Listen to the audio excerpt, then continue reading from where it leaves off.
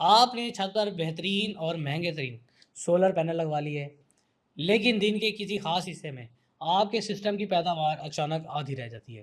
اس کی وجہ پینل یا انورٹر کی خرابی نہیں، بلکہ وہ معمولی سا سایہ جسے آپ بالکل نظر انداز کر دیتے ہیں۔ اکثر چھتوں پر پانی کی ٹینکی کا پائپ، ڈش اینٹینا کی تار یا دیوار کا سایہ دن کے کسی وقت ایک یا دو پینلز کے تھوڑے سے حصے پر پڑ رہا ہوتا ہے۔ لوگ سمجھتے ہیں کہ اگر 10 میں سے صرف ایک پینل پر معمولی سا سایہ آ گیا تو بس اسی پینل کی بجلی کم ہو گئی اور باقی 9 پینل تو پوری بجلی بنائیں گے۔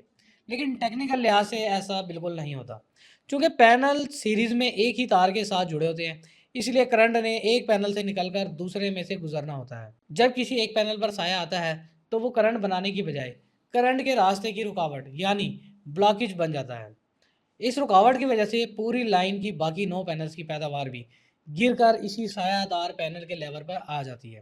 یعنی ایک چھوٹی سی تار کا سایہ آپ کے پورے سسٹم کی پرفارمنس کو 40 سے 50% تک گرا سکتا ہے۔ اس کا دوسرا اور خطرناک نقصان ہاٹ سپاٹ ہے۔